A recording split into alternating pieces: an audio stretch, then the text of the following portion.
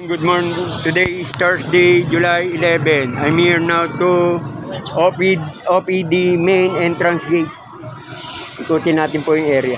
Ayan, walis na po ng mga grounds unit. Walis na po yung mga paligid. Malinis na po mga paligid natin. Ito po yung triage area. Tsaka papasok ko ng main building. Malinis na po.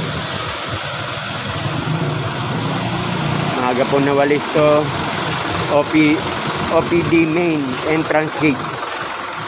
Gate 1. Ito po ang ating Reyes dormitory. Yan o. Nawalis na, dinadakot na po ng groundsman na si Mr. Renato Santos. Masipag po yan. Araw-araw. Ay, gano'n. Ito, puntahan.